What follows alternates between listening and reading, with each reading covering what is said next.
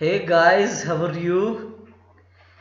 तो बच्चे, हमने class 12 chapter number 1 relation and function के एक्सरसाइज 1.1 के इंट्रोडक्शन में 2 वीडियोस कर चुके हैं हम अब तक उनके बेसिक्स के। आज की वीडियो में मैं आपको एक्सरसाइज 1.1 करने से पहले उसमें जितने भी एग्जाम्पल गिवन हैं, ठीक है, तो आज की जो एक्सरसाइज, आज जो एग्जाम्पल होने वाले हैं वो आपको मैं अब 1 बाय 1 करवाता हूँ, ठीक है। तो अब सबसे पहले मैं स्टार्टिंग करूंगा क्वेश्चन नंबर एग्जाम्पल नंबर 1.2 से। और साथ साथ में आप लोगों से रिक्वेस्ट करना चाहता हूं कि अगर आप लोगों ने पहले वाले वीडियो अगर नहीं देखे तो प्लीज उनको देख के आइए, है ना। क्योंकि अगर आप लोग उसको देख के यहाँ पे आओगे तो आपको काफी फायदा लगेगा बच्चे, है ना। फिर बार बार ये नहीं सोचना पड़ेगा हमें कि भाई क्या क्या कंफ्यूजन क्रिएट आपको हो सकता है, सही है। तो तो फिर देख लेना भाई, अगर आपको लगता है कि बेसिक आता है तो आप स्किप कर सकते हो, कोई बात नहीं। तो आपका एग्जाम्पल नंबर 1.2 देखते हैं हम सबसे पहले। तो एग्जाम्पल 1.2, तो एग्जाम्पल 1.2 में आपको जैसे स्क्रीन पे भी दिख गया होगा, मैं आपके लिए पढ़ता हूं इसकी जो भी स्टेटमेंट है।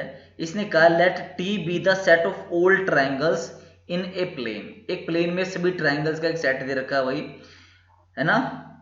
इन a plane with R a relation in T given by relation R. एक आपको जो आर है बच्चे, वो आपको आर रिलेशन ऐसा दे दिया, R is equal to T1 comma T2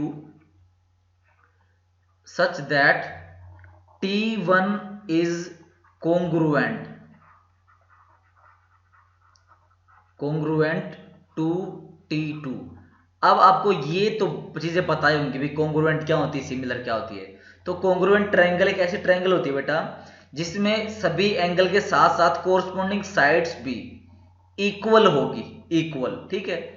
और आपकी जो जो आप लोग क्या बोलते हैं सिमिलर ट्रायंगल, तो सिमिलर ट्रायंगल्स में एंगल सेम होने के साथ साथ में जो कोरस्पॉन्डिंग साइड्स होती हैं उनकी जो रेशियो होता है, कोरस्पॉन्डिंग साइड्स का रेशियो एक कांस्टेंट के बराबर आता है, मतलब वो रेशियो इक्वल रहता है, क्लियर है।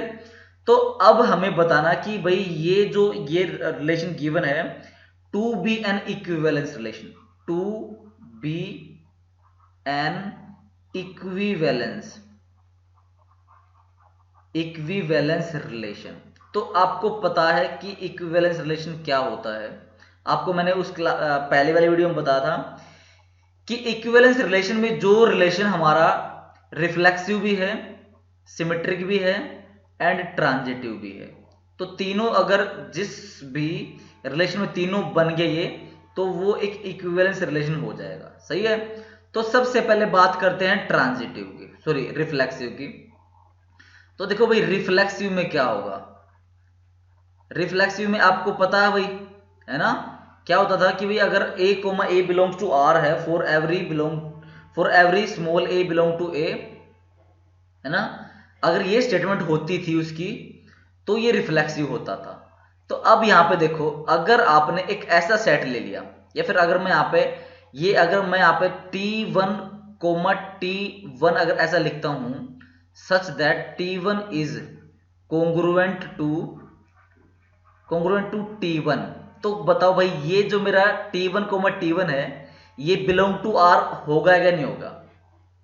ध्यान से देखो, इस बात को मैं एक बार फिर अच्छे से बताता हूं, ये तो थोड़ी मैथमेटिकल टर्म्स में बता दिया मैंने, है ना। अब देखो इसका मतलब क्या है कि इसने ये कहा कि यहाँ पे ना जरूर नहीं कि T1 T2, यहाँ पे T1 कोमा T5 T70 100 कुछ भी हो सकता है, बट जो आप यहाँ पे वो पेयर जो लोगे, ये पेयर जो लोगे वो आपस में कॉन्ग्रुएंट होना चाहिए, ठीक है। तो रिफ्लेक्सिव में ये बताओ, अगर आपने कोई ट्रायंगल T1 ले ली बच्चे, कोई ट्रायंगल T1 ले ली, तो मेरे को ये बताओ जो ट्रायंगल होगी आपकी वो खुद के कॉन्ग्रुएंट होगी कि नहीं होगी, है ना। If you select a triangle T1 then it will be congruent to itself. तो एक ट्रायंगल खुद की कॉन्ग्रुएंट होती है, तो हम लिख देंगे भाई T1 coma T1 belongs to R। अगर ऐसा है तो ये क्या हो जाएगा, ये मेरा एक रिफ्लेक्सिव रिलेशन को होल्ड करेगा, समझ में आ गया? जैसे आपको एनसीईआरटी में दिख रहा होगा, इसने लिखा है कि R is reflexive since every triangle is congruent to itself. ठीक है, तो भाई ऐसा बता दिया इसने। मेरे ख्याल से आपको समझ में भी आ गया होगा। अगर आपको कुछ भी दिक्कत लगे बच्चे कि हाँ भाई सर हमें समझ में नहीं आया, तो आप उसी टाइम पे कमेंट सेक्शन में लिख दिए, आपको इंस्टेंट रिप्लाई मिलेगा। सही है। अब बात आती है सिमेट्रिक की। सिमेट्रिक, तो सिमेट्रिक रिलेशन में आपको मैंने बताया था if A comma B belong to R, तो B comma A belong to R होना चाहिए, ये कहना ये था उधर। तो मैं अगर ये लिखता हूं, अगर मैं लिखता हूं यहां पे देखो T1 comma T2 belongs to R, अगर ऐसा है, ये कह रहा हूं मैं, अगर ट्राइंगल T1 ट्राइंगल T2 के कॉन्ग्रुएंट है, तो मेरे को ये बताओ बच्चे T2 coma T1 belong to are होगा क्या नहीं होगा? ये तो इसका मतलब सिंपल ये बच्चे कि अगर T1 ट्रायंगल T2 के कॉन्ग्रुएंट है, तो T2 ट्रायंगल भी तो T1 के कॉन्ग्रुएंट ही होगी। ये बता कोई नई चीज ढूंढना यार, वैसे उल्टा कर दिया। तो अगर ये यहां पे देखो, अगर ये बिलोंग टू आर हो रही है, तो मैं क्या बोलूंगा, ये एक सिमेट्रिक रिलेशन भी है। ठीक है, जैसे आप अपने एनसीईआरटी में भी देख सकते हो कि T1 T2 belongs to R1 है और T1 कॉन्ग्रुएंट टू T2 है, तो T2 भी तो T1 के कॉन्ग्रुएंट होगा भाई, है ना। अब बात आती है ट्रांजिटिव की। ट्रांजिटिव देखो मैंने बिल्कुल अच्छी तरीके से एक्सप्लेन किया था इससे पहले वाली वीडियो में। उस वीडियो का लिंक आपको डिस्क्रिप्शन में मिल जाएगा, या फिर आप चैनल को सर्च करोगे तो वहां पे प्लेलिस्ट में मिल जाएगा। तो ट्रांजिटिव में मैंने एक बार यहां पे थोड़ा बेसिक फिर बता देता हूं ट्रांजिटिव क्या था। मैंने ये लिखा था कि if A comma B belongs to R, अगर ऐसा है, और यहां पे एक रिलेशन और ऐसा है जो B comma C belongs to R है। समझ में आ गया? देखो यहां पे दो रिलेशन होने जरूरी हैं हमें, मतलब हम ये मानने दोगे हर बार A comma B belongs to R है, and we have assumed that B comma C also belongs to R. अगर ऐसा हुआ तो यहां पे अगर A comma C B belongs to R अगर हो गया, तो मेरा ये रिलेशन कौन सा होगा? ट्रांजिटिव। ये होगा ट्रांजिटिव। क्लियर है? ये ट्रांजिटिव हो जाएगा। अब यहां पे देखो, अगर मैं यहां पे लिखता हूं कि if T1 comma T2 belongs to R, ठीक है, और हमें मानना है कि एक और मानना है कि let T2 comma T3 belongs to R। इसका मतलब देखो क्या है, इसका मतलब ये बेटा triangle T1 is congruent to triangle T2 and T2 triangle is congruent to triangle T3। समझ में आ गया? तो मैंने दो पेयर ले लिया। अब खुद सोच के देखो बच्चे, अगर एक ट्रायंगल T1 T2 के कॉन्ग्रुएंट है और T2 T3 के कॉन्ग्रुएंट है, तो बताओ T1 और T3 आपस में कॉन्ग्रुएंट होंगे कि नहीं होंगे? देखो अब अगर मैं यहां पे देखो ध्यान से देखना, मैं बनाता हूं यहां पे T1, मैंने बना दिया T1 है, T1 है, मैंने कहा कि T1 T2 के कॉन्ग्रुएंट है भाई। अगर T1 T2 के कॉन्ग्रुएंट है, इसका मतलब सभी एंगल और सभी साइड्स इक्वल है। और जो ट्रायंगल T2 है बच्चे, वो ट्रायंगल T3 के कॉन्ग्रुएंट है। ये इसके कॉन्ग्रुएंट है, ये इसके कॉन्ग्रुएंट है। तो बताओ भाई, ये इसके कॉन्ग्रुएंट है, ये इसके कॉन्ग्रुएंट है, तो क्या ये आपस में कॉन्ग्रुएंट नहीं होंगे क्या? जैसे आपने देखो क्लास 11th में 0th लॉ पढ़ा था फिजिक्स थर्मोडायनेमिक्स में, उसने क्या कहा था कि अगर एक बॉडी ए बी के साथ थर्मल इक्विलिब्रियम पे है, इसका मतलब ये कि दोनों इक्वल टेम्परेचर पे। देखो ऐसा था, अगर ये बॉडी ए है और ये बॉडी बी है, ठीक है ना, आपस में क्या है, थर्मल इक्विलिब्रियम पे, मतलब इक्वल टेम्परेचर पे है। और ये कहा था कि अगर कोई बॉडी सी है जिसके साथ बी थर्मल इक्विलिब्रियम पे है, मतलब इसका भी टेम्परेचर टी है, इसका भी टी है, इसका भी टी है, तो बताओ क्या बॉडी ए और सी आपस में थर्मल इक्विलिब्रियम पे हो गई नहीं होगी? हाँ दिख रहा है, ये भी टेम्परेचर पे, ये भी टेम्परेचर टी पे है, तो ये कहीं ना कहीं वही बात हो सकती है। तो मैं यहां से लिख सकता हूं कि हाँ भाई जो हमारा ये रिलेशन है, ये ट्रांजिटिव को भी होल्ड करता है। ठीक है, तो आप एग्जैक्ट स्टेटमेंट बुक से पढ़ लेना। सही है, मैं आपको सिर्फ बेसिक बता रहा हूं। तो हालांकि देखो जो मैंने तुम्हें बताया ये तुम सिंपल लिख सकते हो, है ना, कि if T1 T2 belongs to R है और T3 T3 belongs to R है। आपको साथ साथ में लिखना भी है कि भाई अगर ये मानना है तो ये मानोगे यहाँ पर T1 is congruent to T2। हालांकि देखो इसने डिफाइन कर रखा रिलेशन को, ठीक है ना, लेकिन जरूरत नहीं, बट फिर भी किसी को लगता कि नहीं थोड़ी कमी है, तो वो लिख सकता है। ठीक है, ये करने के बाद फिर यहाँ पे लिख देना कि T1 और T3 भी आपस में कॉन्ग्रुएंट होंगे। अगर ये होंगे, लिखा कहीं पे, मैंने नहीं लिखा, तो ये अगर हैं तो T1 T3 भी बिलोंग्स टू R होंगे। अगर ऐसा हुआ तो मेरा ये ट्रांजिटिव रिलेशन है। तो अल्टीमेटली जो मेरा गिवन क्वेश्चन है, it holds the equivalence relation. Clear है? तो ये हो गया भाई। तो ये एग्जाम्पल मेरे ख्याल से आपको अच्छी तरीके से समझ में आ गया होगा। सही है। अब मैं एग्जाम्पल 3 की तरफ बढ़ता हूं। देखो एग्जाम्पल 2 था, मैंने यहाँ पे 1.2 ली थी, एग्जाम्पल 2 है। तो बच्चे हम अब एग्जाम्पल 3 की तरफ बढ़ते हैं। ठीक है, तो एग्जाम्पल 3 जो आपकी एनसीईआरटी बुक में दे रखा है, वो हमें कुछ ऐसा दे रखा है। एग्जाम्पल 3 हमें एग्जाम्पल 3 में गिवन है, let L be the set of all lines in a plane. तो एक प्लेन, मतलब एक प्लेन, जैसे भाई आपको जो स्क्रीन दिख रही है, तो स्क्रीन पे मान लो बहुत सारी लाइन पड़ी, देखो ऐसी लाइन, ऐसी लाइन, ऐसी लाइन, तो ये सेट ऑफ ऑल लाइन्स हैं। सही है, set of all lines in a plane and R be the relation in L defined as. तो फंक्शन आपको डिफाइंड है वो इस तरीके से डिफाइंड है, R is equal to L1 L2, आगे क्या है, such that L1 is perpendicular to L2, ऐसा गिवन है आपको, है ना। L1 is perpendicular to L2, show that R is symmetric. ये कह रहा है कि भाई R जो है ना, ये रिलेशन हमारा सिमेट्रिक है और रिफ्लेक्सिव भी नहीं है और ट्रांजिटिव भी नहीं है। समझ में आ गया? तो देखो काफी आसान क्वेश्चन है। तो इसको पहले ना हम रिफ्लेक्सिव देखते हैं। रिफ्लेक्सिव, अब रिफ्लेक्सिव में क्या होता है आपको पता है। रिफ्लेक्सिव में ऐसा होता है कि हमें ना खुद से देखना पड़ता है, जैसे भाई A, बिलोंग्स टू R, ऐसा होना चाहिए। सही है। अब मेरे को बताओ, अगर मान लो मैंने एक ट्राइंगल ले, मतलब अगर मैंने एक लाइन ले ली L1 और कोमा L1 ले ली, इसका मतलब क्या है? इसका मतलब ये कि L1 क्या L1 के खुद के परपेंडिकुलर हो सकती है क्या? बताओ भाई, क्या एक लाइन बच्चे खुद के परपेंडिकुलर कभी हो सकती है? देखो अगर एक लाइन मैंने ऐसी ले ली बच्चे, एक ये लाइन ले ली, L1 है, तो एक L1 और, चलो भाई ऐसी ही, मतलब ये L1 ले ली, चलो ये भी L1 ही है, तो क्या ये अपने खुद के परपेंडिकुलर है क्या? ये अपने खुद के परपेंडिकुलर हो नहीं सकती। हाँ, ये खुद के पैरेलल जरूर हो सकती है। ठीक है, कोइंसिडेंट बोलते हैं इसको, या फिर पैरेलल भी बोल सकते हैं, कोई दिक्कत नहीं। तो देखो हमारा ट्रांजिट रिफ्लेक्सिव तो नहीं होगा।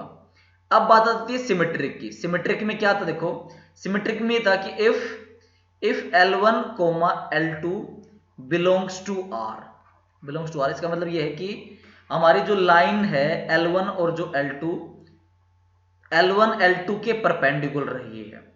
तो अगर एक लाइन L1 L2 के परपेंडिकुलर है बच्चे, तो L2 L1 के भी परपेंडिकुलर होगा कि नहीं होगा?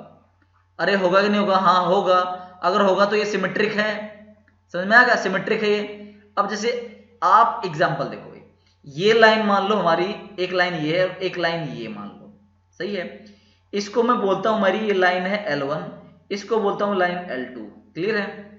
ऐसा मान लिया मैंने, लाइन L1 है, ये L2 है, तो लाइन L1 L2 के परपेंडिकुलर, देखो यहाँ पे L1 L2 belongs to R, perpendicular दिख रही है, और जो L2 है बेटा वो भी तो L1 के परपेंडिकुलर है। समझ में आ गया? तो ये सिमेट्रिक होगा। समझ में आ गया अच्छी तरीके से? अब बात आती है ट्रांजिटिव की। तो ट्रांजिटिव में आपको पता है हमें दो पेयर मानने पड़ते हैं। ठीक है, if I say L1 L2 belongs to R, L2 belongs to R and L2 L3 belongs to R। ठीक है, क्या मतलब? ये कह रहा है कि अगर L1 L2 के परपेंडिकुलर है और साथ साथ में हमने ये माना कि L2 L3 के परपेंडिकुलर है, तो अब आपको बताना है कि भाई ये L1 और L3 आपस में परपेंडिकुलर होंगे, ये बिलोंग्स टू अगर R हो गया तो अपना ये ट्रांजिटिव भी हो जाएगा। ठीक है, तो अब ध्यान से देखो, अगर मैं आपका, यहां तो हमने सिमेट्रिक प्रूव कर दिया था, अब हमें ऐसा करना है कि भाई L1 परपेंडिकुलर टू L2 बनाना है। तो L1 L2 के परपेंडिकुलर दिख रहा है और L2 जो है वो L3 के परपेंडिकुलर है, L2 जो है वो L3 के परपेंडिकुलर। तो आप एक काम करो, इसको L2 ले लो, इसको L1 ले लो, ठीक है ना। आपके एनसीईआरटी ने भी ऐसे ही दे रखा है, क्योंकि देखो अगर मैं यहाँ पे L2 लेता और इसके परपेंडिकुलर बनाता तो दिक्कत हो सकती थी। अब देखो ध्यान से, L1 ये है, L2 ये है, और L2 क्या है, L3 के परपेंडिकुलर है। इससे थोड़ी ज्यादा फीलिंग आएगी आपको, जो अलग से भी करवा दूंगा मैं। तो ये L3 है, तो देखो L1 परपेंडिकुलर L2 के और L2 परपेंडिकुलर L3 के। तो बताओ L1 क्या L3 के परपेंडिकुलर है क्या? नहीं, ये इसके परपेंडिकुलर नहीं है। क्या ये पैरेलल है? ये पैरेलल है, तो ये मेरा ट्रांजिटिव रिलेशन नहीं होगा। समझ में आ गया आपको?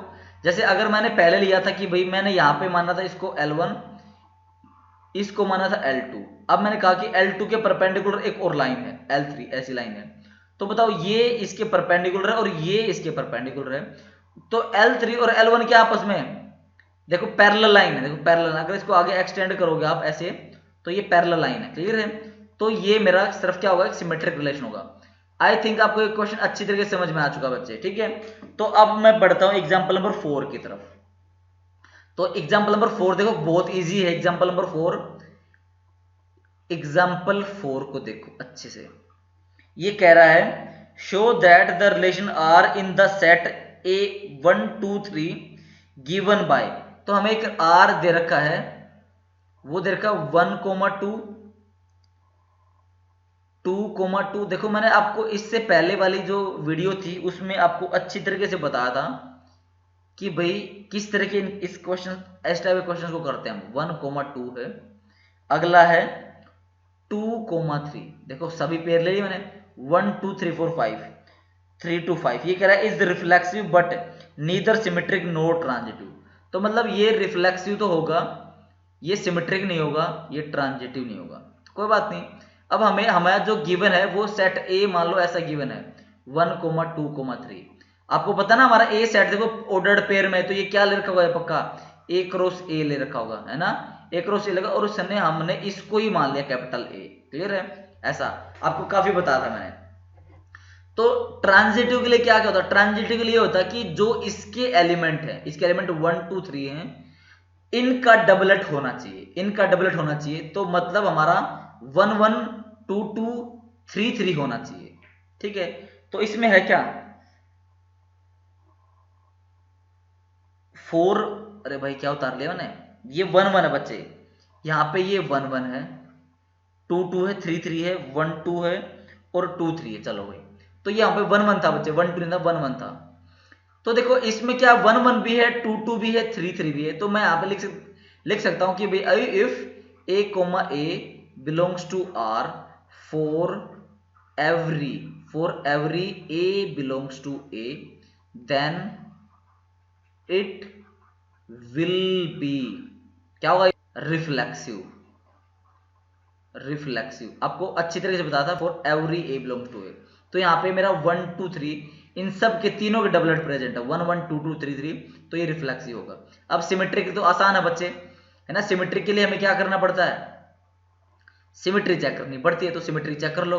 देखो 1 1 है तो इसकी सिमेट्री है, 2 2 की, 3 3 की। 1 2 है, क्या इधर 2 1 प्रेजेंट है? देखो 1 2 बिलोंग्स टू r है, क्या यहाँ पे 2 1 बिलोंग्स टू r है? क्या ये बिलोंग्स टू r नहीं है? तो r नहीं है तो क्या हमें, अगर एक ऑर्डर्ड पेयर ने सिमेट्री फॉलो नहीं करी तो हमें पूरे क्वेश्चन को चेक करने की जरूरत नहीं है, तो वहीं पे हम प्रूव कर देंगे भाई ये सिमेट्रिक नहीं है। क्लियर है? तो अब बात करते हैं ट्रांजिटिव की। ट्रांजिटिव को ध्यान से देखना। ये बताया था अगर a b belong to r है और b c बिलोंग्स टू भी r है, तभी हम चेक कर सकते हैं वहां पे ट्रांजिटिविटी। क्लियर है? तो वहां पे a c अगर अवेलेबल हुआ तो ट्रांजिटिव होगा, अदरवाइज नहीं होगा। तो देखो अब हमारा 1 2, देखो अब बता, देखो a b belongs to r होना चाहिए और b c बिलोंग्स टू भी r होना चाहिए। इसका मतलब ये है कि जो हमारा ऑर्डर्ड पेयर में सेकंड एलिमेंट है, इसका फर्स्ट एलिमेंट है, वो दोनों सेम होने चाहिए। तो देखो अब पहला पेयर ये उठाओ बेटा 1 1, तो इसमें चेक करो भी ऐसा कौन सा ऑर्डर्ड पेयर है जिसका फर्स्ट एलिमेंट 1 है। तो मेरे ख्याल से ये वाला है ना। तो इसमें देखो 1 1 बिलोंग्स टू r है और 1 2 बिलोंग्स टू r है। तो देखो पहला एलिमेंट यहाँ पे क्या होगा, A comma C belongs to R होना चाहिए। तो देखो हमारा 1 1 तो ए बी हो गया है ना, 1 1 तो ए बी हो गया और ये बी सी हो गया। तो मेरा ए सी क्या हुआ, 1 2 प्रेजेंट है क्या, आप देखो 1 2 प्रेजेंट है। इसको देखो ऐसा लिख दो 1 1 बिलोंग्स टू आर है और मेरा 1 2 भी बिलोंग्स टू आर है। तो अब बताओ मेरा ये एलिमेंट तो देखो सेम हो गए, तो ये रह गए 1 2। तो बताओ भाई 1 2 बिलोंग्स टू आर होगा कि नहीं होगा, हाँ दिख रहा है ये है, तो ये है। चलो भाई इस पे तो चेक होगा। अब 2 2 देखो 2 2 अब देखो किसी का सेकंड फर्स्ट एलिमेंट सेम है 2, देखो ये रहा और एक ये रहा। तो आपको देखना भाई 2 2 बिलोंग्स टू आर है बच्चे और 2 3 बिलोंग्स टू भी आर है। अब देखो 2 से 2 सेम होगा तो देखो 2 3 रहेगा, तो 2 3 अवेलेबल है क्या, देखो है 2 3 अवेलेबल है, सही है। तो अब यहाँ पे कुछ और पेयर रहा क्या, नहीं रहा। अब देखो यहाँ पे क्या कुछ और पेयर रहा है यहाँ पे जो आपको लगता हो कि यहाँ पे हमारी उसने कहा कि ट्रांजिटिव नहीं होगा। तो देखो अब हमें चेक करना है, देखो यहाँ पे भी 2 2 और 2 3 पे 2 2 सेम होगा और 2 3 अवेलेबल है। तो देखो यहाँ पे कोई और केस बन सकता है, देखो यहाँ से ध्यान से देखो इसको। तो 1 1 पे हमने चेक कर लिया, 2 2 पे चेक कर लिया। अगर मैं यहाँ पे 2 को इधर लिखूँ तो 2 1 2 भी हो जाएगा, 2 3 पे ले जाओगे तो ये मेरा 3 3 सेम होगा तो 2 3 भी होगा। तो ये ट्रांजिटिव क्यों नहीं है, तो देखो यहाँ पे नॉर ट्रांजिटिव। तो 1 2 है, 2 3 है, देखो 1 2 ये रहा 1 2 है ना, क्योंकि देखो हमने ये वाला पेयर चेक कर लिया था, अब ये वाला पेयर रह गया था हमारा। तो 1 2 बिलोंग टू आर है ना, ध्यान से देखो मेरा 1 2 बिलोंग्स टू आर है और 2 3 बिलोंग्स टू भी आर है। अब देखो यहाँ पे कौन सा पेयर है 1 3, क्या 1 3 मेरा बिलोंग्स टू आर है क्या, नहीं। क्या यहाँ पे कोई 1 3 का ऑर्डर्ड पेयर है, नहीं है। तो अगर कोई एक भी ऑर्डर्ड पेयर नहीं है तो वहीं पे हम बोल देंगे ट्रांजिटिव नहीं है, ठीक है। तो देखो ये आपको पता होना चाहिए, आपको क्या ना एक एक पेयर खुद चेक करना चाहिए। तो चेक करोगे, देखो अब जैसे मैं कंफ्यूज हो गया था कि भाई कहाँ चला गया, तो इस तरीके से आपको हेल्प लेने की जरूरत नहीं पड़नी चाहिए। देखो ये पेयर है और ये वाला पेयर है, ठीक है ना। इन दोनों देखो इस ये पेयर पे और ये पेयर मैंने लिया था तो इन पे हो गया था, बट इस पेयर पे नहीं हुआ था, तो हमें खुद एक एक पेयर चेक करना पड़ेगा, सही है। तो देखो अब मैं बढ़ता हूं एग्जाम्पल नंबर 5 की तरफ। तो एग्जाम्पल नंबर 5 भी काफी आसान है और इंपॉर्टेंट है, आपका काफी बेसिक इंप्रूव होगा क्वेश्चन नंबर 5 से। तो ये कह रहा है भाई एग्जाम्पल नंबर 5 में, एग्जाम्पल 5 में ऐसा है, इसने कहा show that R in the set of Z हमारा क्या होता है, इंटीजर होता है, गिवन बाय हमारा आर इस तरीके से गिवन है A comma B such that 2 divides A minus B, ऐसा है बच्चे, ठीक है। ए माइनस बी जो होगा वो मेरा 2 से डिवाइड होना चाहिए। इस तरीके से मेरा हर एक एलिमेंट डिफाइन होगा, हर एक एलिमेंट, क्लियर है। और जो z है मेरा वो सेट ऑफ क्या है, सेट ऑफ इंटीजर है। सेट ऑफ इंटीजर हमारे कौन कौन से होते हैं, जितने भी माइनस मतलब -3 -2 -1 0 1 2 3 so on up to plus infinity so on up to minus infinity, इसके बीच में हमारे इंटीजर होते हैं, सही है। तो देखो अब इसने कहा ये क्या होना चाहिए, इज एन इक्विवेलेंस रिलेशन, ये हमारा इक्विवेलेंस रिलेशन होना चाहिए। तो इक्विवेलेंस रिलेशन के लिए अब पहला बात करो आप लोग रिफ्लेक्सिव की।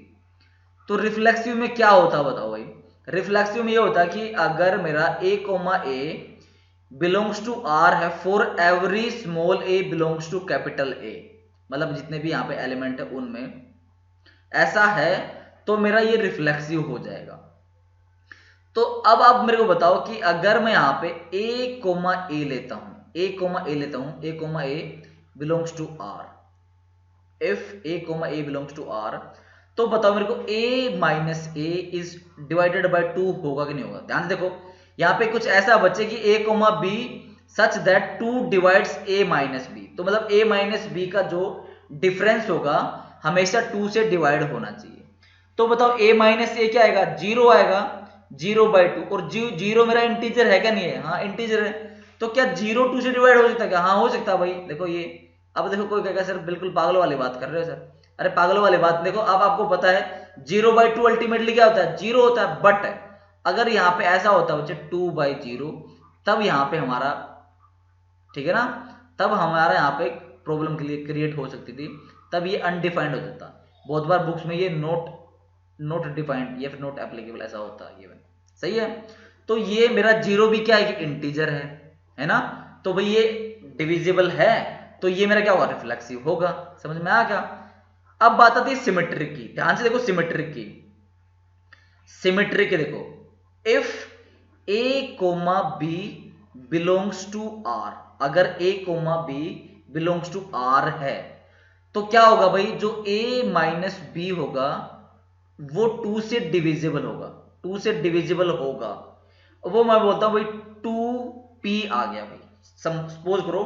अब देखो डिफाइंड है, ये मैंने अपनी तरफ से नहीं बनाया है।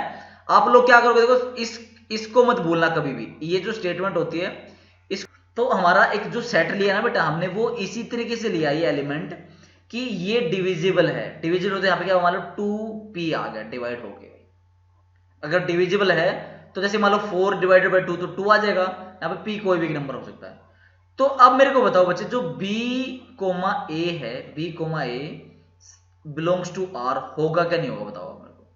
अगर मैं यहाँ पे b माइनस a ले दूंगा बाई 2 ले दूंगा, तो आपको लगता नहीं बच्चे -2p आ जाएगा। अरे देखो ध्यान से, अगर मान लो मैंने यहाँ पे कोई भी 2 नंबर ले लिया, मान लो मैंने ले लिया 2 और 6 ले लिया, तो अगर मान लो ये a है ये b है, या फिर इसको b ले लो इसको a ले लो भाई, a माइनस बी, तो देखो इसको आप a मान लो और इसको b मान लो, तो a माइनस बी 6 माइनस 2/2 कितना आएगा, 4, 2 आया प्लस का। अगर ये उल्टा कर दिया हमने, उल्टा मतलब अब ये मेरा क्या हो गया, अब ये मेरा b बन चुका है, नहीं अब मेरा क्या है, अब मैं उल्टा माइनस कर रहा हूं, मतलब 2 माइनस 6, पहले a माइनस बी था, अब मैं b माइनस ए कर रहा हूं। b देखो यहाँ पे क्योंकि मेरे एलिमेंट चेंज हो चुके हैं, अब मैं b माइनस ए करूंगा बाई 2, तो आपको लगता है बेटा -4/2 = -2 आ गया। तो -2 आ गया, तो देखो यहाँ पे +2p था, यहाँ पे -2p है। तो क्या ये 2 से डिविजिबल है, ये 2 से 2 डिविजिबल था, और ये भी डिविजिबल है। क्लियर है, तो मेरा क्या होगा, ये सिमेट्रिक हो जाएगा। समझ में आया आपको। देखो जो 2p आएगा बेटा, 2 फैक्टर 2 का आएगा तो 2 से डिविजिबल होगा ही होगा। अब -2p है तो -2 भी तो भाई 2 से डिविजिबल होगा। क्लियर है, तो अब बात आती है हमारी ट्रांजिटिव केस की। ठीक है, तो ट्रांजिटिव केस को बिल्कुल अच्छे से देखना भाई, ट्रांजिटिव केस को बिल्कुल अच्छे से देखना। तो ट्रांजिटिव केस में कुछ ऐसा है बच्चे, हम मानेंगे भाई a, b belongs to r। ठीक है, हमारा क्या है, a, b belongs to r, इसका मतलब ये कि a minus B is divisible by a minus B is divisible by 2, और यहां पे मैंने क्या आया था वो 2p मान लिया, लेट्स सपोज 2p मान लिया। अब मैं मानूंगा b, c belongs to r, ये मैंने खुद माना है। इसका मतलब क्या है, ये इस रिलेशन को फुलफिल कर रहा होगा, ये रिलेशन हमेशा फुलफिल्ड होगा। याद रखो, जो भी ये एलिमेंट लेंगे यहाँ पे, जो भी जैसे मैंने यहाँ पे ये बी सी लिया था और यहाँ पे जो मैंने यहाँ पे ए और बी लिया था, ये रिलेशन हमेशा फुलफिल होना चाहिए। ठीक है, तो देखो भाई अब इसके बाद अब b, c का मतलब क्या है, इसका मतलब ये है कि भाई b माइनस सी बाई 2 भी डिविजिबल होगा 2 से। इसको मैं मान लेता हूं 2q मान लेता हूं। क्लियर है, ये ऐसा है। तो अब यहां से आएगा भाई कि क्या a, c belongs to r होगा क्या नहीं होगा। अगर ये ऐसा हो गया, अगर ये बिलोंग्स टू r हो गया, तो मेरा फंक्शन ट्रांजिटिव भी हो जाएगा। तो आपको यहां पे चेक करना है सिंपल। तो देखो a और यहां पे क्या करना, a माइनस सी बाई 2, ये भी मेरा 2 से इसको मैं बोल देता हूं ये r है। ठीक है, ये ऐसा होना चाहिए। तो देखो भाई a माइनस सी कब आएगा, देखो ध्यान से, जैसे मेरा अगर पहला सेट मेरा क्या था, पहला सेट मेरा था a माइनस बी का। ठीक है, और अगला सेट क्या था मेरा, b माइनस सी का था। अगर देखो ध्यान से, अगर मैं a माइनस बी को प्लस में बी माइनस सी को आपस में ऐड कर दूंगा। ध्यान से देखो, अगर मैं इसको ऐड कर दूंगा तो ऐड करने के बाद देखो क्या हुआ, ये बी से तो बी कट जाएगा और क्या बचेगा, ए माइनस सी बचेगा। सही है। और आपको पता है ये भी 2 से डिविजिबल था, ये भी 2 से डिविजिबल था, तो अल्टीमेटली ये भी तो 2 से डिविजिबल होगा। अरे भाई करके देख लो, a/2 माइनस b/2 प्लस में b/2 माइनस c/2, b/2 से b/2 कट जाएगा तो a माइनस सी भी 2 से डिविजिबल हो जाएगा। अरे होगा कि नहीं होगा। अगर आपको ये भी समझ में नहीं आया तो देखो भाई, a माइनस b/2 किसके बराबर था, ये किसके बराबर, देखो मैंने पूरा इसको मैंने 2p लिख दिया, 2p लिख दिया। और ये किसके बराबर था, ये 2q के बराबर था। तो ध्यान से देखो, अगर मैं इसका 2 से कॉमन निकालूंगा p प्लस में q, तो बताओ भाई ये 2 से डिविजिबल होगा कि नहीं होगा। देखो 2 मेरा मल्टीपल है, तो अगर ये 2 का मल्टीपल है तो आराम से 2 से डिवाइड हो जाएगा। तो मैं यहां से कह दूंगा कि भाई मेरा जो a c है that is also belongs to r, तो मेरा ये ट्रांजिटिव भी होगा। तो अल्टीमेटली जो मेरा ये क्वेश्चन है, इस क्वेश्चन में मेरा ये इक्विवेलेंस रिलेशन को होल्ड करता है। क्लियर है। आप थोड़ा बहुत वर्ड्स में भी लिख देना, ठीक है। अगर आप इतना भी एक्सप्लेन करते हो तो कोई भी आपका मार्क्स नहीं काटेगा, ठीक है। ऐसे डरना मत कि भाई एक जैसे क्या बहुत बार स्कूल वाले टीचर कह देते कि भाई एक पॉइंट लिखो, तो एक पॉइंट लिखने की जरूरत नहीं बच्चे, ये मैथमेटिक्स है, ठीक है ना। आपकी कोई वहां पे इंग्लिश चेक करने वाला नहीं है कि भाई आपने क्या लिखा है, बट यहाँ पे ये जरूर लिख देना कि भाई ए और ए ऐसे डिवाइड हो रहे हैं, a, b अगर डिवाइड हो रहे हैं तो ऐसा कुछ, ये थोड़ा सा इसको अपने वर्ड्स में लिख जरूर देना, ठीक है बच्चे।